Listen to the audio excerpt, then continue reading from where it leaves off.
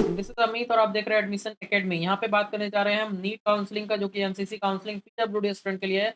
ये video PWD student के लिए सिर्फ है। आप अगर किसी और कैटेगरी से कर दीजिए। 7 साल से हम ऑलरेडी पीडब्ल्यूडी स्टूडेंट को गाइड कर रहे हैं, तो यहाँ पे हम कंप्लीट इन्फॉर्मेशन देने जा रहे हैं नीट काउंसलिंग 2026 का स्टेप बाय स्टेप प्रोसेस। और स्क्रीन पर जो नंबर दिया गया वो पेड गाइडेंस के लिए क्लियरली लिखा गया है। आपको जब चाहिए आप कॉन्टैक्ट कर सकते हैं। स्टार्टिंग में 1000 पे करके आप सारा अपना डाउट पूछ सकते हैं। बाद अगर ठीक लगे तो पूरा गाइडेंस के लिए जुड़ सकते हैं। इसमें आपको 2-3 कंफर्म मिलेगी। एक तो फिजिकल वेरिफिकेशन 100% श्योरिटी, दूसरा choice filling step by step मैं करके दूँगा, और तीसरा आपका कि कॉलेज मिलने तक आपको सारा प्रोसेस गाइड करते रहेंगे। हर समय कॉल या मैसेज जब भी चाहिए आप कॉन्टैक्ट कर सकते हैं। चलिए स्टार्ट करते हैं यहाँ पे कि एमसीसी काउंसलिंग में कौन-कौन से कॉलेज आते हैं। तो 15% ऑल इंडिया कोटा का सीट, जो स्टेट गवर्नमेंट का सीट है, वो 15% इसमें आते हैं। फिर एम्स और जिपमेर का जो कॉलेज है टोटल इंडिया में, तो 100% सीट जो है इसी के थ्रू दिया जाता है एमसीसी काउंसलिंग के। और कुछ सेंट्रल इंस्टीट्यूशन भी है, central university, BHU, AMU, IPU और जामिया डेंटल, एसआईसीएस, ईटी, इस तरह के बहुत सारे कॉलेज हैं। और डीम्ड यूनिवर्सिटी जो भी है उसका सारा 100% काउंसलिंग के थ्रू भरा जाता है।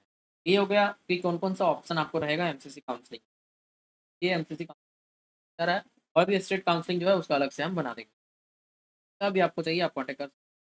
अब यहाँ बात करते हैं पीडब्ल्यूडी का एलिजिबिलिटी। एलिजिबिलिटी यहाँ पे दिखा दिया 5% हॉरिजेंटल रिजर्वेशन का मतलब होता है हर एक कैटेगरी के पीडब्ल्यूडी का उसके कैटेगरी का 5%। मतलब अगर आप मान लो तो जनरल पीडब्ल्यूडी से हैं तो जनरल में जितना सीट है उसका 5% रिजर्व रहेगा। ओबीसी पीडब्ल्यूडी से है तो ओबीसी का 5% आपकी रहता है, क्योंकि पीडब्ल्यूडी तो आप हैं प्लस एक कोई कैटेगरी भी होगा आपका जो कि जनरल हो सकता है। तो इसमें आपको बेंचमार्क डिसेबिलिटी 40% होना चाहिए। यहाँ पे सबसे बड़ा ये आता है कि जो बोर्ड में आपको चेक कराने जाना है वहाँ पे कुछ मान लो अगर गलत तरीके के लोग बैठे हुए हैं तो आपसे चार्ज कर सकते हैं कि आपका कम है, जानबूझ के कर देंगे, कुछ चार्ज देना पड़ेगा। वो सब चीज़ से बचने के लिए आप मेरा गाइडेंस छोड़ सकते हैं ताकि आपको कहीं कोई दिक्कत नहीं होगा, और सारा चीज़ मैनेज करके आपको कंप्लीट वेरिफिकेशन का 100% का वो मैं करा दूँगा आपको। फिर मेडिकल फिटनेस मैटर रहता है कि मेडिकल है आपकी नहीं, कोर्स लेने के लिए एमबीबीएस। फिर क्वालिफाइंग परसेंटाइल लगता है जो कि 45 परसेंटाइल लास्ट ईयर था जनरल और ईडब्ल्यूएस पीडब्ल्यूडी के लिए, और SC OBC SC ST PWD के लिए था 40 परसेंटाइल। तो ये जो क्वालिफाइंग जो परसेंटाइल होता है ये होता है मिनिमम इतना रहना चाहिए, तभी आप एमसीसी काउंसलिंग में अपीयर हो सकते हैं। इसके बाद आप देख सकते हैं एमसीसी पोर्टल का नोटिस जो आएगा वो सबसे इम्पोर्टेंट रहता है, ये सबको ध्यान रखना है। ये हो गया आपका एलिजिबिलिटी के बारे में। और स्टेप बाय स्टेप प्रोसेस क्या होता है पीडब्ल्यूडी स्टूडेंट के लिए एमसीसी काउंसलिंग में, वो बता देते हैं। सबसे पहले नीट का रिजल्ट जो कि आ चुका है, फिर आपका एमसीसी रजिस्ट्रेशन जो कि आपको करना है, जैसे जेईई के लिए दूसरा रजिस्ट्रेशन होता है, इस तरह से यहाँ पे एमसीसी रजिस्ट्रेशन। पीडब्ल्यूडी का वेरिफिकेशन होता है जो समय आसान होता है वेरिफिकेशन जेईई में, बट यहाँ पर डिफिकल्ट होता है, उसके लिए हम अवेलेबल हैं, आपको टेंशन करके देंगे पूरा प्रोसेस ताकि आपको कोई प्रॉब्लम नहीं होगा। सेंटर जहाँ भी जाएँगे और रहेगा, आपका काम हो जाएगा।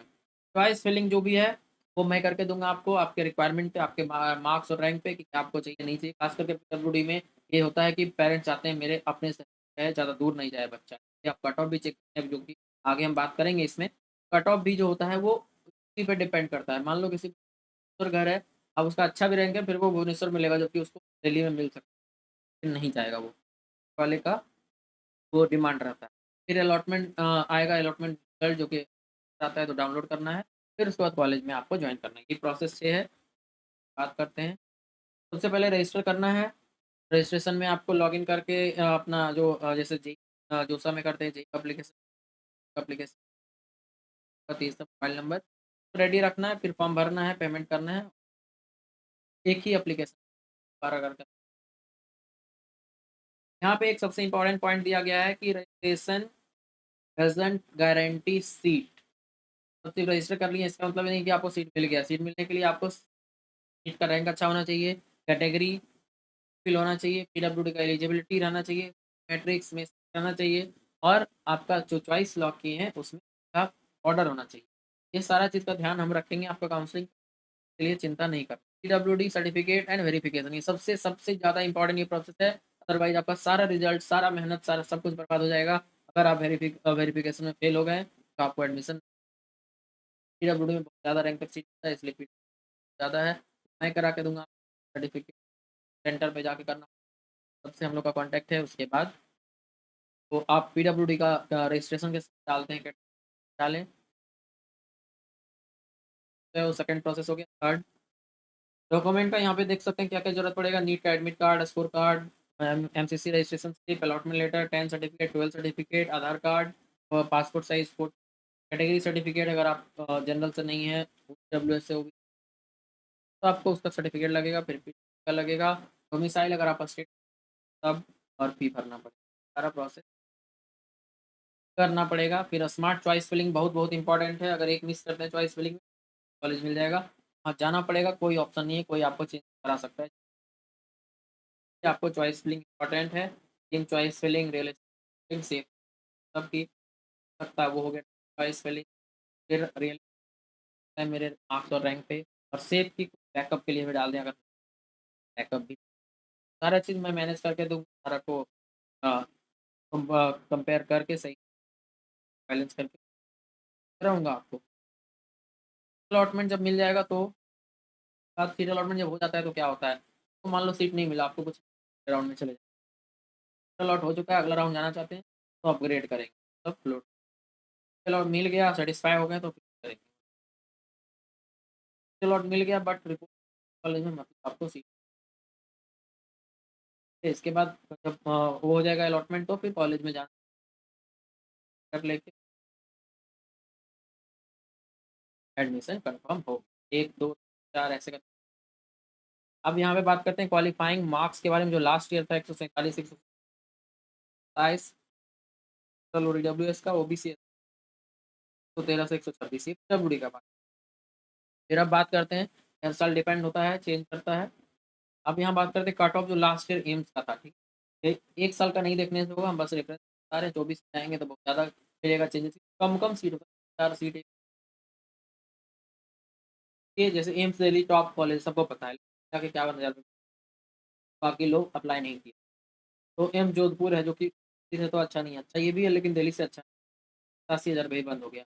फिर भोपाल 1,16,000 पे, भुवनेश्वर 22,000 पे, एम्स पटना 2,21,000, रायपुर 1,94,000 इक्यावन, रायबरेली 3,27,000, मंगलागिरी 2,79,000, बठिंडा 1,74,000।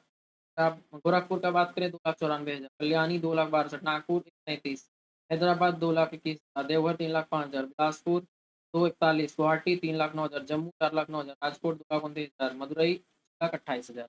ये हो गया कट ऑफ एम्स का। इसी तरह से और भी बहुत सारे कॉलेज रहते हैं, एक ट्रेंड दिखाया गया है। अब यहाँ जैसे जिपमेर पुडुचेरी है 33,000 पे ही बंद हो गया, पीडब्ल्यूडी एमसी कोझिकोडे 1,43,000, तिरुवनंतपुरम 2,58,000, नागपुर 27, चंडीगढ़ 3,14, पटियाला ये सब नॉन एम्स कॉलेज है लेकिन अच्छे कॉलेज हैं। 3,68,000, सूरत 3,84, कोटा 5,90, 8,95 और 1,21। ये हो गया कंप्लीट आपका इन्फॉर्मेशन कि क्या कट ऑफ रहेगा, क्या प्रोसेस है पीडब्ल्यूडी का। जब भी आपको गाइडेंस चाहिए आप स्क्रीन पर दिया गया उसको कॉन्टैक्ट कीजिए, साइड बाय कर रहे हैं बार-बार, आप कॉन्टैक्ट करके मेरे गाइडेंस ले